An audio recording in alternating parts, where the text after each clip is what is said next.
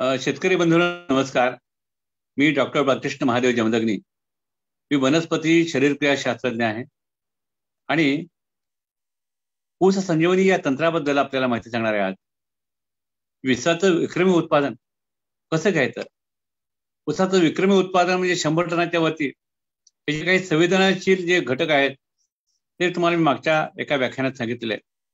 कोणते कोणते संवेदनशील घटक आहेत. सगळे उत्पादनाचे घटक असतात ते जर चांगले ठेवले तर आपल्याला विक्रमी उत्पादन मिळू शकतं. एक म्हणजे सांगितलं की संवेदनाची म्हणजे मुद्दामून लिस्ट तुम्हाला सांगतो की उन्हाळी नांगरट फार महत्वाची आहे. पिकांची फेरफार फार महत्वाची आहे. एकरी आपल्याला 40 टन सेंद्रिय घटक पडले पाहिजेत हे सांगितले तुम्हाला. त्यानंतर आपल्याला जीवाणूंचा वापर फार महत्वाचा आहे हे सांगितलेलं आहे. आणखी महत्वाची गोष्ट म्हणजे चांगली जात निवडणं. 265 असेल किंवा 8632 असेल किंवा 10,001 असेल, या तीनपैकी कुठेतरी एक जात लावायची. इतर कुठल्याही जाती लावू नका, कारण त्याचा तपशील किंवा त्याचं टेस्टिंग आपल्या महाराष्ट्रात झालेलं नसतं. म्हणून 3 जाती या शिफारस केल्या महात्मा फुले कृषी विद्यापीठानं त्याच लावाव्यात. हा एक झाला भाग. आणि त्या किती अंतरावर रुंद सरीवरती लावाव्यात. अरुंद सरीपेक्षा रुंद सरी चांगली असते, कारण परस्पराची स्पर्धा त्यात टळत असते. मळांची, पानांची किंवा खोडाची, बेटांची. रुंद सरी म्हणजे किती असावी. 5 फूट रुंद सरी असावी आणि 1.5 फूट अंतर, प्रत्येक सरीमध्ये 1.5 फूट अंतरावरती ऊसाची रोपं लावावीत. आणि ऊसाची रोपं कशी करायची एक तंत्र आहे, सुपरकेन नर्सरी तंत्र. ते आपल्याला नंतर कधी सांगता येईल. रोपं लावायची. रोपं लावल्यानंतर आपल्याला फर्टिगेशन त्याला पाणी द्यायचं आहे. त्याचा तणनाशकाचा उपयोग करायचा आहे. लावल्यानंतर प्रत्येक आपल्याला काय करायचं आहे की 4 दिवसामध्ये आपल्याला मेट्रोव्हिजन म्हणजे सेंकॉर आणि 2,4-D त्याच्या फवारणीनं आपल्याला एक हे केलं, फवारणी घेतली. तर 60 दिवसापर्यंत आपल्याला तणमुक्त रान राहत असतं. एवढं केल्यानंतर आपल्याला ठिबकनं पाणी द्यायचं आहे आणि त्या ठिबकनं पाणी देताना आपल्याला त्याच्यातूनच खतं द्यायची आहेत. ती खतं कशी द्यायची, त्याचं फर्टिगेशन शेड्यूल वेगळं आहे, त्याप्रमाणे द्यावं. आणि खतं किती द्यायची, आपल्याला विक्रमी उत्पादन घ्यायचं आहे. किती टन घ्यायचं आहे, 100 टन घ्यायचं आहे का 125 टन घ्यायचं आहे का 150 टन घ्यायचं आहे. किती टनापर्यंत मिळू शकतं, 168 टनापर्यंत मिळू शकतं, हे एका शेतकऱ्याने दाखवलेलं आहे. तर आपल्याला जितकं टन घ्यायचं आहे तो आकडा फिक्स करायचा, तर नक्की करायचा, निश्चित करायचं ध्येय. आणि त्याप्रमाणे सॉइल टेस्ट क्रॉप रिस्पॉन्स म्हणून एक काही समीकरणं केलेले आहेत. महात्मा फुले कृषी विद्यापीठानं सूत्र केले आहेत. त्या सूत्रामध्ये तो आकडा घालायचा, तज्ज्ञांच्या मार्गदर्शन करून घ्यायचा तो. आणि आपल्या त्यासाठी काय लागतं, आपल्याला जमिनीचं आपल्याला अनालिसिस करावं लागतं. आणि अनालिसिस केल्यानंतर त्या अनुसार कुठली कमतरता आहे त्याप्रमाणे आपल्याला 100 टनासाठी किंवा 150 टनासाठी किती खर्च ते ठरवायचं असतं. आणि हे केल्यानंतर आपल्याला उत्पादन मिळायला पाहिजे. पण असं करून सुद्धा आपल्याला उत्पादन मिळत नाही. उत्पादन काय मिळत नाही, 80 टनाच्या वरती जात नाही, काय नाही. कारण एखादी जैविक क्रिया जेव्हा अनेक घटकांच्या प्रभावाखाली असते तेव्हा त्यातल्या एखाद्या कमजोर घटकामुळे त्याच्या उत्पादनावरती किंवा त्याच्या क्रियेवरती मर्यादित असतात. आपलं ऊसाचं उत्पादन ही एक मोठी जैविक क्रिया आहे. त्याच्यामध्ये अनेक फॅक्टर्स आहेत. त्याच्यामध्ये तुम्हाला सांगितलं 7, 8, 9, 10 आंतरमशागत असतो. आंतरमशागत आपण काढतो, मरकं खिडकं वाळकं काढून टाकतो, हे सगळं बरोबर आहे. पण तरी सुद्धा उत्पादन 80 टनाच्या वरती जात नाही. त्याचं कारण म्हणजे ब्लॅकमनचं प्रिन्सिपल आहे. ब्लॅकमनचं हे सांगितलं तुम्हाला की एखादी तत्व आहे, एखाद सिद्धांत आहे ब्लॅकमनचा. एखादी जैविक क्रिया जेव्हा अनेक घटकाच्या प्रभावाखाली असेल तर त्यातल्या कमजोर घटकामुळे त्याचं मर्यादा येत असतात. आता ह्यात काय होत असतं की जमिनीच्या घडामध्ये आपण पुष्कळ जरी खतं घातली, पाणी घातलं, सगळं केलं, तर जमिनीच्या घडामोडी काय काय घडत असतात. काय वेळेला जमिनीत पुष्कळ खतं घालून सुद्धा मिळत नाहीत, काय नाही, ती खेचली जात नाहीत, ती फिक्स होत असतात. किंवा एखाद्याची क्षमता कमी, कीड रोग येत असतो. तर ह्या त्याचं निवारण कसं करायचं, त्यासाठी ऊस संजीवनी तंत्र म्हणून आहे. ऊस संजीवनी तंत्र आहे. तर ते तंत्र कसं आहे ते की त्याच्यामध्ये बघूया आपण कसं आहे ते. त्याची व्याख्या बघा. ऊस संजीवनीची संकल्पना कशी आहे बघा, की ऊस शेतीमधील पूर्वमशागत, आंतरमशागत, सेंद्रिय मशागत, सेंद्रिय खतं, रासायनिक खतं, उत्तम वाण, कीड नियंत्रण आणि सिंचन हे सगळे संवेदनशील घटक उच्च पातळीवर ठेवले आणि ऊस जोपासला तर खूप चांगलं उत्पन्न मिळतं. पण अशा पिकावरती आरंभ होण्याच्या काळात आपण संजीवकांच्या फवारण्या जर मारल्या, पोषण द्रव्यांच्या फवारण्या मारल्या, संरक्षकाच्या फवारण्याला 15-20च्या अंतर मारल्या, तर आपल्याला चांगलं उत्पादन मिळू शकतं. काय तंत्र घ्या, सगळे गोष्ट अनुकूल असं असून उच्च पातळीवर ठेवून अपेक्षेप्रमाणे उत्पादन मिळत नाही. अशा परिस्थितीत त्या मॉडेल मधला 11वा घटक महत्वाचा असतो. मुख्य अन्नद्रव्य NPK, अन्नद्रव्य कॅल्शियम, मॅग्नेशियम, सल्फर, सूक्ष्म अन्नद्रव्यांच्या चिरेटेड ग्रेडच्या सौम्य तीव्रतेच्या फवारण्या. त्या फवारण्याच्या त्यामुळे अन्नद्रव्याच्या कमतरतेचं निवारण होतं. जमिनीत घातलेत पण मिळालं नाही त्याला. आणि या पोषण द्रव्यांच्या सोबत समजा इंडोल ब्युटेरिक ऍसिड म्हणजे IBA, GA gibberellic acid, 6BA ट्रायकॉन्टेनॉल यासारख्या संजीवकांच्या सौम्य ताकदीच्या, जास्ती ताकदीच्या नव्हे, सौम्य ताकदीच्या फवारणी जर घेतल्या तर अद्भुत परिणाम घडवतात. या फवारणी द्रावणात मिसळू शकते, यामध्ये कीटकनाशक घालता येतं आपल्याला, रोगनाशक येतात. त्यामुळे काय होत असतं की पिकांच्या अन्नद्रव्याची त्या अवस्थेमध्ये पूर्तता होत असते आणि संजीवकांचा परिणाम चांगला होत असतो आणि पिकांचं संरक्षण होतं. ह्याला ऊस संजीवनी तंत्राची संकल्पना म्हणतो. बघूया पुढे नेक्स्ट काय आपल्याला कसं करायचं आहे. हे सगळे मिसळायचं आपल्याला. GA असेल, 6BA असेल, तर त्याच्यामध्ये 19 किंवा अन्नद्रव्य असेल मिसळायचे आणि त्यांच्या फवारण्या घ्यायच्या. अशा फवारण्या आपण समजा पीक 45 दिवस झाल्यानंतर प्रत्येक 20 दिवसाच्या अंतराने घेतल्या, 5 फवारण्या घेतल्या तर फुटवे जोमदार होतात, कांड्या लांब पडतात, त्या कांड्या जाड होतात, पानं लांब रुंद होऊन फोटोसिंथेसिस वाढतं आणि गवताळ वाढतं. अशा फवारणीने जमिनीत दिलेली खते खेचून घेतली जातात आणि गाळप योग्य सशक्त ऊसांची संख्या एकरी 40,000 पेक्षा जास्ती टिकते आणि एकरी 151 टन आपल्या जात आहे. या फवारणी तंत्राला आम्ही ऊस संजीवनी म्हणतो. संजीवकांचा वापर केला याच्यामध्ये. पुढचं घ्या बघू. आता काय याच्यामध्ये व्याख्या कशी करायची याची? ऊस संजीवनीची व्याख्या. ऊसाच्या विक्रमी उत्पादनासाठी पाण्यात विरघळणारी रासायनिक खतं, संजीवक, त्यात मिसळली जाणू शकणारी कीटकनाशक, जंतुनाशक यांच्या मिश्रणाच्या केलेल्या फवारण्या म्हणजे ऊस संजीवनी. हे सगळं एकत्र फवारणी करता येत असतं. आतापर्यंत असे कोण करत नव्हतं आणि लोकांच्या मनात शंका असते की असं एकमेकांना मिसळून चालतं का? जरूर चालतं. त्याचे प्रयोग खूप मी माझ्या शेतावरती घेतले आहेत. हजारो शेतकऱ्यांचा अनुभव घेतलेला आहे. ऊस संजीवनीच्या फवारण्या घेणं आवश्यक आहे. Next please. पुढचं घ्या. आता ऊस संजीवनीमध्ये घटक काय काय एक लक्षात ठेवा. आपल्याला काय पाहिजे? ऊसाचं उत्पादन वाढवायचं म्हणजे काय? ऊसाचं उत्पादन म्हणजे प्रत्येक ऊसाला कांड्यांची संख्या वाढली पाहिजे, कांड्यांची लांबी वाढली पाहिजे, कांड्यांची जाडी वाढली पाहिजे आणि कांड्यांची संख्या, कांड्यांची लांबी, कांड्यांची जाडी ही वाढलं पाहिजे आणि कांड्यांच्या फुटव्यांची संख्या वाढली पाहिजे. प्रत्येक कांड्याचं किंवा प्रत्येक ऊसाचं वजन वाढलं पाहिजे. ह्यासाठी ऊस संजीवनीच्या फवारण्या आहे. पहिला घटक काय ऊस संजीवनीमध्ये? की पाण्यात विरघळणारे रासायनिक द्रव्य. आपल्याला आता बाजारात सुदैवाने काय झाले अलीकडच्या काळामध्ये, तर मागची घ्या, पूर्वीची स्लाइड दाखवा, की याच्यामध्ये कसं आहे की 18-18-18, 19-19-19, 17-44-0, 12-61-0, 13-0-45, 11-52-0, 00-50, calcium chloride, calcium nitrate, potassium स्कोनाईड, magnesium sulphate, magnesium nitrate, chelated calcium, chelated सूक्ष्म, अशी अनेक प्रकारची पाण्यात विरघळणारी द्रव्य आपल्याला मिळतात. आणि अलीकडे तर इथ्रायलच्या कंपनीनं सुद्धा खूप चांगल्या हे काढलेले आहेत घटक, अशा अन्नद्रव्याच्या हे काढलेले आहेत, ग्रेड्स काढलेले आहेत. तर असे पाण्यात विरघळणारी रासायनिक खतं आहेत ना, हा त्यातला एक मुख्य घटक आहे. त्या घटकांचा उपयोग काय होत असतं की त्या प्रत्येक वेळेला काय होत असतं, ऊसामध्ये कुठल्या ना कुठल्या तरी अन्नद्रव्याची आपल्याला डेफिशियन्सी जाणवत असते, कमतरता जाणवत असते. त्याचं निवारण करण्यासाठी हा घटक आवश्यक आहे फवारण्यात. दुसरा घटक म्हणजे संजीवक. संजीवक किती प्रकारचे आपण पाहतो. द्राक्षामध्ये लोक वापरतात, ऊसामध्ये आतापर्यंत कोणी वापरलेली नव्हती. इंडोल ब्युटेरिक ऍसिड, त्याला IBA म्हणतात. 6BA म्हणजे 6 बेन्झिल ॲडेनाईन, हे म्हणजे सायटोकायनिन आहे ते. त्यानंतर GA, त्यानंतर CPPU, ट्रायकॉन्टेनॉल, बॅसिनोस्टेरॉइड, CBD एक्स्ट्रॅक्ट, ही संजीवक आहेत. आणि तिसरा घटक आहे ना, तिसरा घटक पुढचं घ्या. तिसरा घटक म्हणजे कीटकनाशक. क्विनॉल्फॉस असेल, क्लोरोपायरिफॉस असेल, ट्रायझोफॉस असेल, रोगर असेल, नुवान, रिजंट, देवीबान, त्यानंतर प्रोफेक्स सुपर असेल, हमला, जुडवा, आपण कोराजेन म्हणतो ते असेल. आणि चौथा घटक म्हणजे जंतुनाशक. 22 प्रॉपिकोनझोल, रेडिमल, त्यानंतर कॅप्टन, कॉन्टाप, कॉपर ऑक्सिक्लोराइड, सायनाइड, असे अनेक घटक. या सगळ्यांचं प्रत्येकाचा रोल आहे. कीटकनाशक, किडाचं निवारण करण्यासाठी कीटकनाशक पाहिजे, रोगजंतूसाठी जंतुनाशक पाहिजे. Next please. आपण काय बघतोय की हे सगळं बघतोय. आता संजीवकांचा व्याख्या काय? संजीवका म्हणजे प्लांट हार्मोन्स म्हणतात इंग्रजीमध्ये. वनस्पतींची पानं असो, वनस्पतींची मुळं असो, वनस्पतींचे खोडा असो, यांच्या कोवळ्या अंकुरामध्ये अत्यंत सूक्ष्म प्रमाणात ते तयार होत असतात. आणि जिथं जे कार्य होत असेल ना, तिथं त्या कार्याच्या ठिकाणी ते वाहून दिले जातात. ते जैव रासायनिक पदार्थ म्हणजे संजीवक.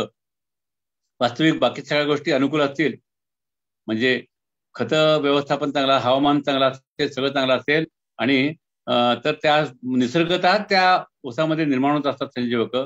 पण एखादा जरी घटक कमतरता असेल तर ती संजीवक निर्माण होत नाहीत. अशा वेळेला आपल्याला बाहेरनं फवारणी घ्यायला लागते. आता उदाहरणार्थ बघा काय काय घडू शकतं संजीवकांच्यामुळे. बियाणाचा रुजवा चांगला होऊ शकतो, कोंब फुटणं होऊ शकते, पालवी यायचं काम ते करू शकतात, मुळं सुटणं, फुटवे येणं, कांड्यांची लांबी वाढणं, कांड्यांची जाडी वाढणं, कांड्यांची संख्या वाढणं, साखरेचे प्रमाण वाढणं, ऊसाचा तुरा नियंत्रणात ठेवणं, ह्या घटना वेगळ्या वेगळ्या संजीवकांच्या विशिष्ट संतुलनामुळे घडतात. संजीवकांचं संतुलन हे फार महत्वाचं असतंय. जीएचं प्रमाण किती असावं, 6BAचं प्रमाण किती असावं, IBAचं काय असावं. आता ही कुठे निर्माण होतात? Next please. की अनेक जणांना काय वाटतंय की संजीवक म्हणजे सूक्ष्म अन्नद्रव्य, अनेकांना वाटते संजीवक म्हणजे कीटकनाशक, अनेकांना वाटते संजीवक म्हणजे एक रोगनाशक. पण लक्षात ठेवा, संजीवक म्हणजे नत्र नव्हे, ते स्फुरद नव्हे, ते पालाश नव्हे, ते अन्नद्रव्य नव्हे. संजीवक म्हणजे सूक्ष्म अन्नद्रव्य सुद्धा नव्हे, संजीवक म्हणजे कीटकनाशक नव्हे, संजीवक म्हणजे रोगनाशक सुद्धा नव्हे. मग काय आहे संजीवक? की ऊसाच्या शरीरात त्यातला बघूया आपण. ऑक्सिजन बघूया. ऑक्सिजन मला सांगितलं तुम्हाला, ABA म्हणजे ऑक्सिजन आहे. ऑक्सिजन सी असतात संजीवक, ती ऊसाच्या शरीरात सूक्ष्म प्रमाणात तयार होत असतात. वाढत राहणाऱ्या अंकुरामध्ये, शेंड्यामध्ये जास्ती प्रमाणात असतात आणि त्यातून ते खोडाकडे त्याचं वहन होत असतं. त्याचं कार्य काय? की पेशींचं विभाजन करणं, पेशींची लांबी वाढवणं, मुळ्या तयार करणं आणि आरंभवाढीमध्ये सुरुवातीला जे ऊसाची वाढ होत असते तेव्हा ऊसामध्ये अन्नवाहिनी तयार करणं. यामुळे आणखीन काय होत असतं की पानं जी पिवळी पिवळी पडायचं काम होत असतं ना, पानं जीर्ण होत जातात, गळून पडतात, ते पानाचा जीर्णत्व टाळता येते आणि दीर्घकाळ पानं हिरवी राहतात. त्यामुळे फोटोसिंथेसिस चांगलं होत असतं. एक झिंक नावाचा जो अन्नद्रव्य आहे, ह्या अन्नद्रव्याचा पुरेसा पुरवठा केल्यास ऑक्सिजन निसर्गतः तयार होत असतं. अशाप्रमाणे ऑक्सिजन महत्वाचं आहे. बाजारात काय मिळतं? Indole acid, indole butyric acid, नॅस्टॅलिनिक ऍसिड या नावाने मिळत असतात ऑक्सिजन. Next please. आता हे किती प्रमाणात वापरावं? 25 ते 50 ppm या तीव्रतेच्या द्रावणाने चांगला प्रसार मिळतो. याच्यापेक्षा जास्ती प्रमाण नको. कमी प्रमाण चालेल, पण संजीवकही लो कॉन्सन्ट्रेशन मध्ये वापरायचे असतात. याचं प्रमाण जेठा कोंबात जास्ती असतं आणि बाजूच्या फुटव्यामध्ये कमी असतं. त्यामुळे जेठा कोंब असतो तो जोमदार वाढत असतो. याला शेंड्याची शिरजोरे किंवा अपायकल डॉमिनन्स म्हणतात. साधारणपणे ऊस 45 ते 65 दिवसाचा असताना 1 ग्रॅम IBA आणि 4 ग्रॅम 6BA ही संजीवके 19-19-19 चिलेटेड मायक्रोन्यूट्रिएंट यांच्यासोबत प्रति एकरी 75 लिटर पाण्यात विरघळून दिली तर शेंड्याची शिरजोरी कमी होत असते आणि कणखर नेटके फुटवे येत असतात. त्यांचं सशक्त ऊसामध्ये रूपांतर असतं. प्रमाण ठेवा लक्षात की आपल्याला फुटव्याची फवारणी आहे, पहिलीची फवारणी आहे ना फुटवे येण्यासाठी पाहिजे. साधारणपणे ऊस 45 दिवसात झालेला आहे, तो 60-50 दिवसाचा चालेल, 60 दिवसाचा चालेल. आपण 1 ग्रॅम IBA, एका एकराला 1 ग्रॅम IBA आणि 4 ग्रॅम 6BA, याच्यापेक्षा जास्ती प्रमाणात घेऊ नका. त्या जोडीला 19-19 घ्यायचा आहे. 750 ग्रॅम पुरे. 750 ग्रॅम 19-19 असेल आणि चिलेटेड मायक्रोन एका लिटरला 4 ग्रॅम प्रमाणे घ्या. असं मिश्रण जर आपण घेतलं तर त्याच्यामुळे शेंड्यांची हे कमी होत असते, कणखर नेटके फुटवतात. आणि याला काय करायचं? जोडीला याच्यामध्ये क्लोरोपायरिफॉस किंवा क्लोरापायरिफॉस किंवा त्याच्यामध्ये आपण हे करू शकतो, तुमचं 22 घालू शकतो. त्यामुळे त्या अवस्थेत असल्या किडीचं रोगाचं नियंत्रण असतं. म्हणून पहिली फवारणी ही फुटव्यासाठी असते. एका मित्रानं तुमचा अनुभव सांगतो. कालच मला एक फोन आला होता. त्या मित्रानं काय केलं, एका एकराला 1 ग्रॅमच्या ऐवजी एका पंपाला 1 ग्रॅम वापरलं. म्हणजे अशा 10 पंप फवारले, म्हणजे 10 ग्रॅम एका एकराला वापरलं. आणि फार आणि 6BA किती? एका एकराला 4 ग्रॅम पाहिजे, 10 पंपाला 40 ग्रॅम ते वापरलं. त्यामुळे त्याचा ऊस राहिला खुजा, बारका राहिला, गिड्डा झाला, ते कांड्या बारक्या पडल्या. मुद्दाम हा अनुभव शेअर करतो तुमच्याशी की हे अतिशय संवेदनशील असतात. 1 ग्रॅम एका एकरालाच वापरायचा आहे. दुकानदाराच्या सांगण्याप्रमाणे वाचू नका. मी सांगतो त्याप्रमाणे एका एकराला 1 ग्रॅम, एका एकराला 4 ग्रॅम वापरा. कोणीतरी काय सांगतात त्याप्रमाणे करू नका. हे संजीवकांचा वापर अतिशय तज्ञ माणसाकडनं समजून वापरायचं असतं. जास्ती वापरलं तर तो विपरीत परिणाम होत असतो. पुढचं बघूया आपण काय आहे ते, की जिब्रॅलिन नावाचा एक प्रकार. जिब्रॅलिन कसे असतात आपण बघतो ना, की द्राक्षामध्ये जिब्रॅलिन वापरतात. जिब्रॅलिन किती प्रकारचे येतो? जिब्रॅलिन 100 पेक्षा जास्त आहे. कसे निर्माण झाले ते? जपानमध्ये जी गोष्ट आहे जुनी, की भाताची रोपं एकदम वेड्यासारखी वाढायला लागली, वेड्यासारखी इतकी उंच उंच उंच व्हायला लागली. त्या क्षेत्रात अभ्यास केला तर त्यांना एक फंगस दिसतं, त्यात एक प्रकारची बुरशी दिसली. त्या बुरशीमुळे वाढायला लागल्या. त्या बुरशीपासून काय बघितलं त्यांनी, जिब्बेरेला फिजिओकॅरा नावाची ती बुरशी होती, त्यातनं जिब्बेरी निघालं आणि त्यांच्या लक्षात आलं की ह्याची जर उपयोग केला तर आपल्याला लांबी वाढवतात, पेशींची लांबी वाढवता येते. मग कसं झालं, मग त्यापासून जिब्रॅलिन काढायला सुरुवात केली. किती आहेत, 100 पेक्षा जास्त इम्युनिटी प्रकार आहेत. J1, J3, J4, J7, J19, J52 अशी त्याला संख्यात्मक नाव आहे. आपल्याला कुठली चालतात, आपल्याकडे J3 चालतं, J4 चालतं, J7 चालतं. J मुळे काय घडत असतं की पेशींची लांबी वाढते आणि पर्यायाने कांड्या लांब पडतात. आपल्याला काय करायचं आहे, उसांच्या कांड्यांची संख्या वाढवायची आहे, उसांच्या कांड्यांची लांबी वाढवायची आहे. आणि कॅम्बियम नावाचा एक प्रकार असतो, उसांच्या 2 कांड्यांच्या मध्ये असतो ना, तो कांड्यांच्या मध्ये असतो, तिथं पेशींचं विभाजन झालं की कांड्यांची जाडी वाढत असते आणि कांड्यांची संख्या वाढत असते. J4 आणि J7चं मिश्रण म्हणजे प्रोजिप. प्रोजिप कंपनीचं नाव घेऊ नका, दोन्हीचं मिश्रण असेल तर प्रोजिप. हा उसात जास्ती प्रभाव आहे, पण J4 पण चालतं, J3 पण चालतं, J7 कुठलेही J घ्या ते खूप चांगलं पडतं. आणि ऑक्सिनपेक्षा जिब्रॅलिन जास्ती प्रभावी कांड्यांची संख्या वाढवायला, कांड्यांची लांबी वाढवायला आणि कांड्यांची जाडी पण वाढवायला. आता Jचं एक महत्वाचं कारण आहे, उपयोग आहे की Jमुळे साखरेचा उतारा कमी होत नाही. लोकांच्या मनात शंका असते की J वाढ घातल्यानंतर साखरेचं प्रमाण कमी होईल का? साखरेचं प्रमाण अजिबात कमी होत नाही. काय नाही, विशेष म्हणजे J मुळे या ऊसामध्ये तुरा येत नाही. उसाला तुरा अगदी खोडवा असेल तर त्याला तुरा उशीर खूप कमी प्रमाणात खूप उशिरा असतो, म्हणून Jच्या प्रमाणात साखरेचा उतारा कमी होत नाही, तुरा येत नाही, पण J वापर करायला पाहिजे. एक महत्वाची गोष्ट अशी आहे की J आणि 6B यांचं जे मिश्रण असतं त्याला प्रोमेलिन म्हणतात. J आणि 6B मिश्रणाला एक सारख्या प्रमाणात समप्रमाणात जर घेतलं त्याला प्रोमेलिन म्हणतात. आणि प्रोमेलिन म्हणजे काय की प्रोमेलिनमुळे फोटोंची संख्या वाढते, ते टिकून राहते, कांड्यांची संख्या वाढते, कांड्यांची जाडी वाढते, लांबी वाढते, टनेज वाढते. आणि विशेष महत्वाची गोष्ट म्हणजे या जिब्रॅलिन मध्ये आपल्याला पोषण द्रव्य मिसळता येत असतात. 19 असं 12 असू दे, 13 त्यात मिसळत चालतंय. वाढीच्या अवस्थेप्रमाणे आपल्याला वाढवायचं आहे. किती? 50 ते 100 ppm. 50 ppm हे सगळ्यात चांगलं. कुठली अवस्था 50 ppm चांगलं. आता 50 ppm म्हणजे काय, हा शब्द वेगळा आहे बघा. 1 मिलीग्रॅमचा कुठलाही पदार्थ 1 लिटरमध्ये घातला, 1 लिटर पाण्यामध्ये 1 मिलीग्राम जिब्रॅलिन असेल किंवा 6B असेल किंवा IB असेल किंवा कुठलंही अन्नद्रव्य असेल, 1 मिलीग्राम 1 लिटर म्हणजे 1 ppm. आपल्याला 50 लिटरमध्ये आपल्याला 50 मिलीग्राम वापरायचे आहेत 1 लिटरला. त्याप्रमाणे म्हटलं तर आपल्याला कसं करता येईल आपल्याला, म्हणजे वाढीच्या अवस्थेप्रमाणे 50 ते 100 ppm ची फवारणी करायला पाहिजे. एवढंच, त्याच्यावरती जाऊ द्यायचं नाही. पुढे घ्या, नेक्स्ट प्लीज. आता आणखीन एक प्रकार आहे तो सायटोकायनिन. सायटो म्हणजे पेशी द्रव्य. त्या पेशींचं विभाजन करणारा, पेशींचा आकार वाढवणारा जो संयोग असतो त्याला सायटोकायनिन म्हणतात. कसं आहे, वनस्पतीची वाढ झाली पाहिजे, आपल्याला उत्पादन जास्त पाहिजे, याचा अर्थ ऊसाच्या कांड्यांची संख्या वाढली पाहिजे, ऊसाची जाडी वाढली पाहिजे आणि फुटव्यांची संख्या वाढली पाहिजे आणि साखर भरण्यासाठी पानं दीर्घकाळ हिरवी राहिली पाहिजे. पेशींचं विभाजन करणं, पेशींचा आकार वाढवणं हे म्हणजे सायटोकायनिनचं कार्य. बाजारामध्ये 6B मध्ये मिळते. 6 बेन्झिल अमिनो प्युरिन म्हणजे 6B.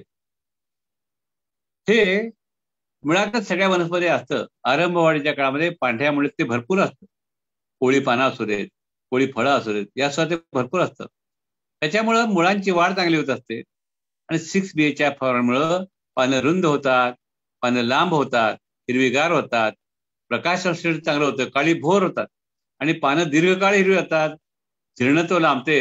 आणि विशेषतः अपायकारी डॉमिनन्स, शेंड्याची चिरदोरी कमी होते. शेंड्याची चिरदोरी का कमी करायची? आपल्याला बाजूचे फुटवे एकसारखे यायला पाहिजेत म्हणून.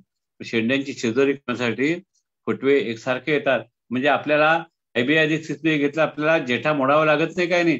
म्हणून त्यासाठी 6B फार महत्वाचं असतं. Next please.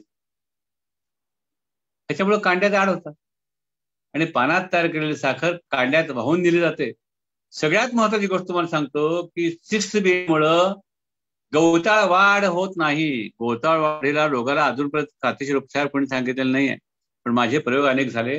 गवताळ वाढीचं नियंत्रण कसं करता येईल आपल्याला, की त्यासाठी 6B फवारणी घ्यायची. कसं काय शक्य आहे? गवताळ वाढ का होत असते? गवताळ वाढ ही एक प्रकारच्या व्हायरसमुळे होत असते. त्या व्हायरस काय करत असतो, मायक्रोप्लाझ्मा जो आहे व्हायरस, तो काय करत असतो की त्या पेशींचं विभाजन थांबवतो आणि पेशींचं आकार वाढू देत नाही. तो बारीक ठेवतो, पेशी बारीक राहतात आणि पेशींचं विभाजन होत नाही. आणि 6BAचं काम त्याच्या उलट आहे. 6BA काय करते, पेशींचं विभाजन घडवून आणतं आणि पेशींचा आकार वाढवतं. ते त्याला काय झालं, विरोधी उपचार झाला तो. म्हणून 6BAच्या फळामुळे गवताळ वाढ थांबते. तुम्ही प्रयोग करून बघा, खात्रीशीर उपाय. पण नुसतं 6BA एकटंच फवारायचं का हो? 6BA एकटंच फवारायचं नाही. 6BA त्या जोडीला प्रमेलिन, त्या जोडीला GA जर घेतलं, 6BA अधिक GA जिब्रेलिक ऍसिड असं घेतलं, त्याचं समप्रमाणात घ्यायचं. म्हणजे 40 ग्रॅम, 4 ग्रॅम हे आणि 4 ग्रॅम, एका एकराला 4 ग्रॅम 6BA आणि 4 ग्रॅम GA जर घेतलं तर त्या मिश्रणाला प्रमेलिन म्हणतात. आणि हे प्रमेलिन हे केवळ GA पेक्षा किंवा केवळ 6BA पेक्षा जास्ती प्रभाव असतं. दोन्हीच्या इंटरॅक्शन ती फार महत्वाची असते. केव्हा करायचं आहे? बाळ भरणीपासून मोठ्या भरणीपर्यंत आपल्याला काय करायचं आहे, त्याच्या फवारण्या घ्यायच्या, 3-4 फवारण्या घ्या, जमतील तेव्हा फवारण्या घ्या. बाळ भरणीपासून मोठ्या भरणीपर्यंत पोषण द्रव्यांच्या द्रावणामध्ये घालायचं आहे. पोषण द्रव्य कुठली मग सांगितलं तुम्हाला, 19 असेल, 12-61-0 असेल, 13-0-50 असेल, कॅल्शियम नायट्रेट असेल, मॅग्नेशियम सल्फेट असेल, या कुठलेही पोषक किंवा मायक्रोन्युट्रिएंट असेल, त्याचं आपण मिश्रण घेतोय. ती वेगळ्या वेगळ्या हे सांगितले तुम्हाला त्यामध्ये. तर त्यांचं मिश्रण आहे, त्याला प्रमेलिन म्हणतात. तर ते प्रमेलिन समजा ते आपण त्या न्यूट्रिएंटच्या पोषण द्रव्याच्या ह्याच्यामध्ये मिसळलं आणि त्या फवारण्या घेतल्या तर काय होत असतं, एक होत असतं की त्या काळात असतात त्या ऊसाच्या अन्नद्रव्यांची कमतरता कमी केली जाते. आणि विशेष म्हणजे ह्या संजीवकांच्या फवारण्यामुळे काय होत असतं, अन्नद्रव्य खेचली जातात. म्हणजे एखाद्या बिल्डिंगमध्ये उंच बिल्डिंग असेल आणि ग्रामपंचायत पाणी वरती पोहोचत नसेल तर आपण काय त्याला टिल्लू पंप बसवतो, बराबर ते पाणी खेचलं जातं वरती. तसं त्या संजीवकांच्या फवारणीमुळे काय तसं जमिनीत घातलेली अन्नद्रव्य असतात ना, ती खेचली जातात, ओढून घेतली जातात. कारण काय असतं की अन्नवाहिन्या चांगल्या निर्माण करण्याचं कार्य त्या संजीवकांनी केलेलं असतं. आणि त्यामुळे काय असतं, जमिनीत सगळे अन्नद्रव्य पूर्णपणे वापरले गेले जातात, पानं लांब होतात, रुंद होतात, हिरवीगार होतात, फुटवे सशक्त होतात आणि रोग येत नाहीत. आपण रोगनाशक पण घालतो आपण त्याच्यामध्ये आणि कीटकनाशक पण घालतो आणि ऊसाची संख्या टिकून राहते आणि त्या पण आपल्याला विक्रमी उत्पादन मिळत असते. Next please.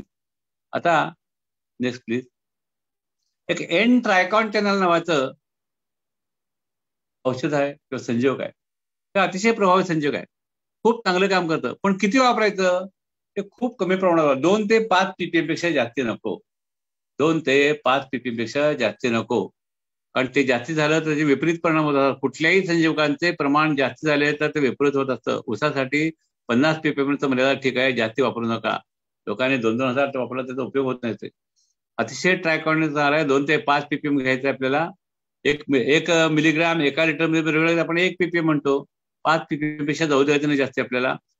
वृद्धी नावाचं ते नेचर केअरचं एक हे आहे संजीवक आहे ना, त्याच्यामध्ये एन ट्रायकॉन्टेनॉल आहे. ते वापरलं तर आम्ही सगळीकडे तोच वापरतो. भरपूर मुळ्या सुटतात, त्यामुळं पाने लांब होतात, पाने रुंद होतात, जाड होतात, फुलवे भरपूर येतात, टिकून राहतात आणि क्लोरोफिल वाढतं, तेव्हा काळीभोर पानं होतात, साखरेचे वहन चांगलं होतं. इतर कोणत्याही संजीवकावर वापरायला चालते ते, किंवा इतर कुठल्याही अन्नद्रव्यात मिसळत चालतंय, कीटकनाशकाबरोबर मिसळत तरी चालत असते. ऊस कणखर होत असतो, टनेज वाढत असतो. मार्केट प्रॉडक्ट कुठले आहेत आपल्याला बघायला सांगितलं तुम्हाला मग अशी की मला वाटतं शक्ती किंवा वृद्धी नाव आहे त्या नेचर केअरचं, ते वृद्धी वापरावं. पॉवर प्लस मिळतंय, टायबूस मिळतं, एन ट्रायकॉन्टेनॉल मिळतं, विपुल मिळतं, बायो पॉवर, अशा अनेक प्रकारच्या याच्यामध्ये ट्रायकॉन्टेनॉल असतो. Next please. ब्रासिनोस्टेरॉइड नावाचा एक प्रकार आहे. हा ब्रासिनोस्टेरॉइड आहे ना, हा खूप महत्वाचा आहे. हा काय करतो, पेशींचा आकार वाढवतो, पेशींची लांबी वाढवतो. मुख्य म्हणजे जिब्रेलिनच्या बरोबर जर फवारणी केलं किंवा इतर जिब्रेलिन 6GBAच्या मिश्रणाबरोबर वाढवलं त्याचं प्रमाण चांगलं वाढत असतो. अन्नवाहक नलिका चांगल्या विकसित होतात, रोग कीड ताण सहण्याची ताकद वाढते, म्हणजे पाण्याचा ताण सहन करण्याची सुद्धा ताकद वाढत असते. जिब्रेलिनचा प्रभाव वाढत होतो आणि खूप सूक्ष्म प्रमाणात 2 ते 5 ppm एवढंच वापरायचं आहे, जास्ती वापरायचं नाही. अन्यथा शेंड्याच्या शिरजोर होते, मुळांची वाढ खुंटते, पाने पिवळी पडतात. हे केवळ तज्ञांच्या वर्षाने कमीत कमी प्रमाणात वापरावं, 5 ppm पेक्षा जास्त वापरू नये. ब्रासिनोस्टेरॉइड मिळतं बाजारामध्ये आणि हे सुद्धा मला वाटतं नेचर केअरचं एक प्रॉडक्ट आहे ते. पण ब्रासिनोस्टेरॉइड सुद्धा कमी प्रमाणात वापरा, जास्ती प्रमाणात वापरलं त्याचा विपरीत परिणाम होतो. पुढचं घ्या नक्की.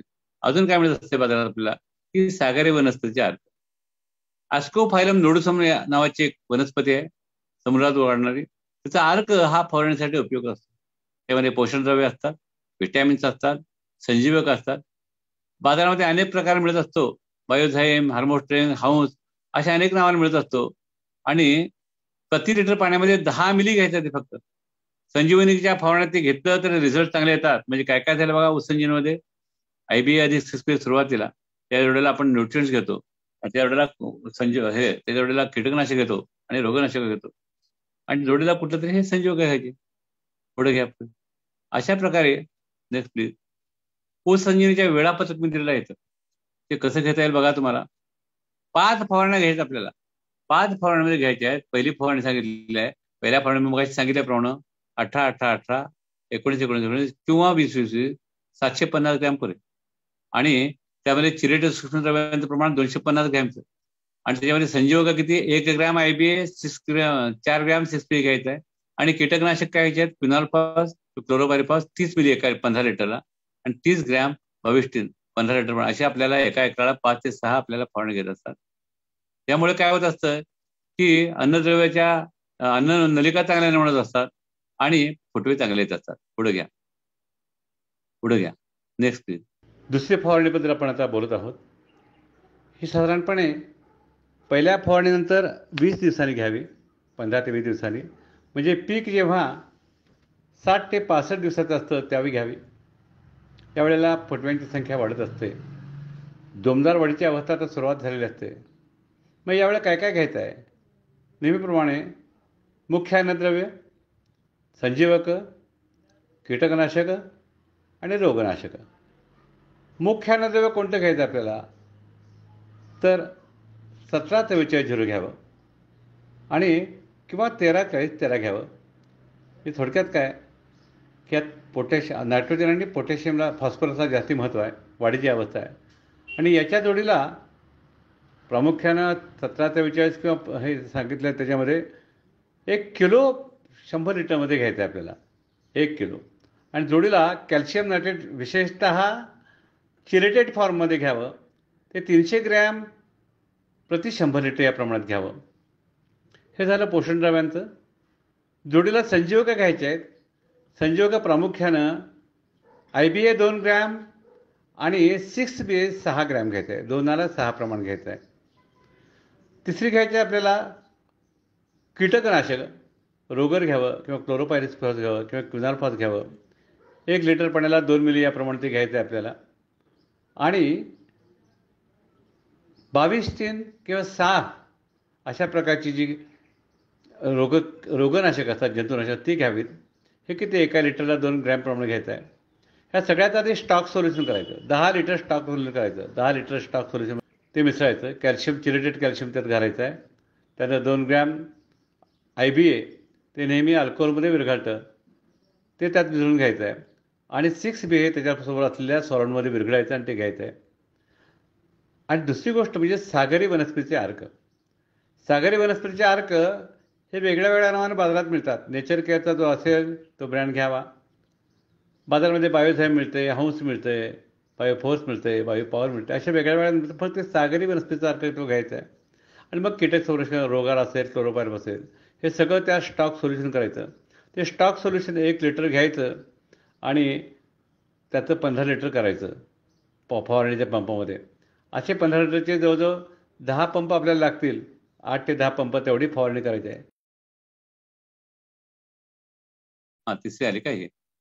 तर त्याच्यामध्ये 6 ग्रॅम जिब्रॅलिन, 6 ग्रॅम 6BA, सागरी वनस्पतीचा अर्क 750 ग्रॅम, आणि मोनोक्रोटोफॉस असेल किंवा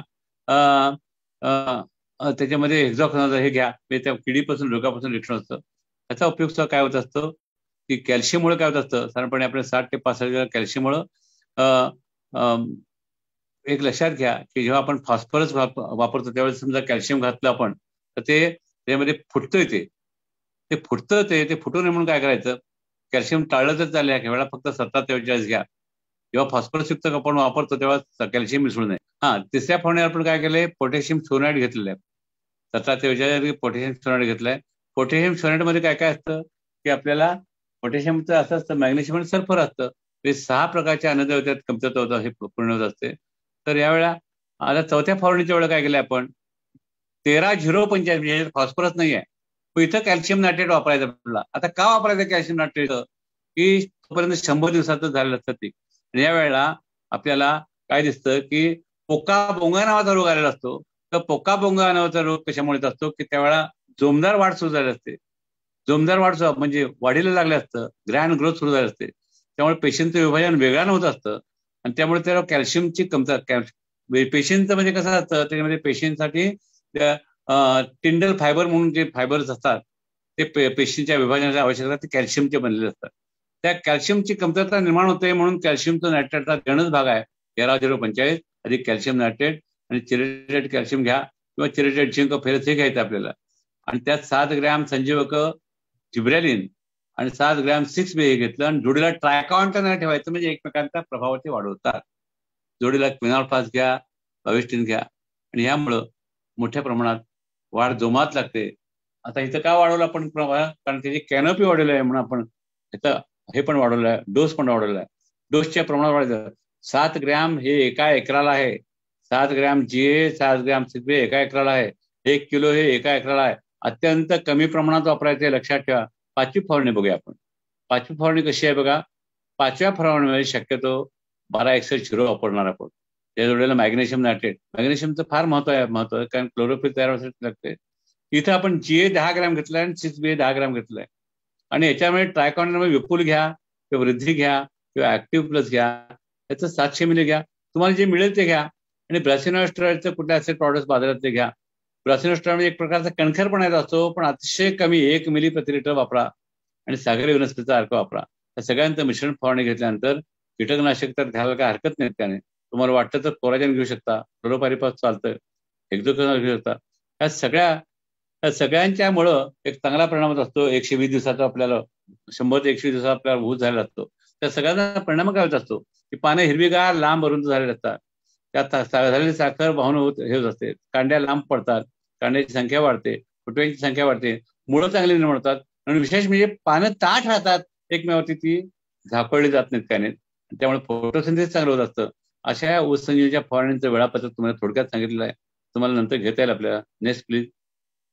लक्षात ठेवा मित्रांनो की ऊस संजीवकीचे हे सगळे प्रयोग मी माझ्या स्वतःच्या शेतात केलेले आहेत आणि ते अनेक लोकांनी पाहिले, शेकडो लोकांनी बघितले. मी पेन्सिलमध्ये लिहित ठेवत होतो आणि माझ्या वाटेकऱ्याकडे देत होतो. लोक म्हणजे एवढा कसं काय ऊस हिरवागार दिसतो, एवढी पानं लांबपर्यंत कशी दिसतात. तर एखादं बघून दुसऱ्यानं बघून तिसऱ्याने केलं आणि त्यातनं पुष्कळ हजारो लोकांच्या पर्यंत असं ही ऊस संजीवनीचं वलय गेलेलं आहे. महत्वाची गोष्ट अशी आहे की हे सगळे प्रयोग स्वतःच्या शेतात केले आणि त्याचं काय केलं, पुस्तक लिहिलं मी. त्याचं नाव ऊस संजीवनी. पुस्तकाचं नाव सुद्धा ऊस संजीवनी आहे. त्या ऊस संजीवनी पुस्तकामध्ये खूप तुम्हाला हे मिळतील, सगळा बारीक सारीक तपशील जो आहे ना ऊसाचा, तो सगळा तुम्हाला ऊसाचा तपशील मिळू शकतो की त्याची पानं काय, फुलं काय, कुठल्या ह्याला काय आहेत, कुठल्या कुठे जाती, हे सगळा मिळू शकतो. आणि त्या ऊसाच्या संजीवनीच्या आतापर्यंत 9 आवृत्त्या निघाल्या 4 वर्षामध्ये. कुठल्याही दुकानात विकायला ठेवलेलं नाही आहे. ऑनलाईन मिळू शकतं किंवा त्या प्रकाशकाकडे मिळू शकतं. ऊस संजीवनीच्या पुस्तकाचा जरूर अभ्यास करावा तुम्ही आणि त्याच्यावरती आधारित मी आता तुम्हाला त्रोटक सांगितली माहिती, अत्यंत सांगायचं एवढं कमी आहे. त्रोटक सांगितलं आहे पण हे ऊस संजीवनीचं वलय सगळं पसरायला एक रमणीय वन आहे, खूप रमणीय. त्यामध्ये एक विस्तीर्ण सरोवर आहे, तिथं पाणी शांत स्तब्ध आहे आणि त्या वनातला वृक्षावरून एक सुंदर पक्षी उडत उडत कधीतरी चाललेला आहे. त्या पक्षाच्या पंखाचा किंचित स्पर्श त्या पाण्याला झाला, पाण्यावरती एक छोटं वलय उमटलं आणि पुढे त्याच्याकडे आपोआप विस्तारात गेल्या, सरोवराच्या अवघ्या परिघाला भिडल्या. ऊस संजीवनीचं मॉडेल हे असं जनमानसात पसरलेलं आहे. मित्रांनो, ऊस संजीवनी हा विषय महाराष्ट्रातल्या हजारो शेतकऱ्यांना पोहोचलाय. गुजरातमध्ये हजारो शेतकरी, तिथं गुजरातमध्ये तर 25 टनावरून 65 टनापर्यंत गेलेले आहेत आणि कर्नाटकामध्ये इतक्या मोठ्या प्रमाणात त्याचा प्रतिसाद मिळालेला आहे. असं याचं वलय पसरलेलं आहे. संजीवनीबद्दल खूप माहिती सांगितली तुम्हाला मी. काही शंका असेल तुम्ही केव्हाही विचारलं काय हरकत नाही. काय आनंदाच्या सीमा असतात. त्या सरोवराच्या काठावरती एक कष्टाळू तरुण राहत होता तुमच्यासारखा. त्याने ऊस संजीवनी समजून घेतली. ऊस संजीवनी समजून घ्यायचं आहे. तुम्हाला मी लेक्चर सांगतोय, लेक्चरमध्ये तुम्हाला कळेल किंवा नाही सांगता येत नाही, काय नाही. आणि त्याला 135 टन उत्पादन मिळालं. दत्त कारखान्याची गोष्ट आहे. त्याला कारखान्याचा 1 लाखाचा पुरस्कार कैलासवासी डॉक्टर सारे पाटील साहेब यांच्या हस्ताने मिळाला. 135 टन. आणि त्याचं बघून काय केलं, 100 चांगल्या मित्रांनी एकरी 100 टन ऊस पिकवला. एका माणसाचा बघून 100 टन ऊस पिकवला. त्याला उपनिषदामध्ये स एको मनुष्य गंधर्वाणाम, गंधर्वात मनुष्य गंधर्व आनंद आहे. आणि समजा असं झालं की यातल्या प्रत्येकाने 100 टन लोकांना सांगितलं, प्रेरणा दिली, आणि प्रत्येकाने एकरी 100 टन घेतला, तर त्याला देवगंधर्व आनंद म्हणतात. आणि मुलाचं कर्तृत्व बघून आई वडील, आजी आजोबा, पणजी पणजोबा जे चिरलोकात गेलेले आहेत, ते पितरांचा आनंद होतो. त्याला काय म्हणतात ना, ते काय पितरांचा आनंद म्हणतात. पितृनाम चिरलोक लोकानाम आनंद हा म्हणतात. आणि मग हे सगळं आहे ना, मी नेहमी सांगतो की ऊसाची शेती करणं किंवा विक्रम उत्पादन करणं ही देवाची सेवा आहे. देवाची सेवा आहे. तुम्ही जितकं जास्त उत्पादन घ्या, तेव्हा देव, इंद्र, बृहस्पती, प्रजापती यांच्या सुद्धा आनंदाला परावर राहत नाही, काय नाही. आणि त्यातनं परब्रह्माचा आनंद मिळत जातो. आणि ब्रह्मानंदाला कळवळ होतो. ऊस जीवनीनं अशी आध्यात्मिक पातळी सुद्धा आपल्याला वाढवता येतं. संत सवता माळी याचं एक आदर्श उदाहरण आहे. मित्रांनो, ऊसंजीवनी जर आपल्याला माहिती सांगितली, तुम्हाला कितपत उत्सुक तुम्ही शांतपणे ऐकले, याच्याबद्दल धन्यवाद.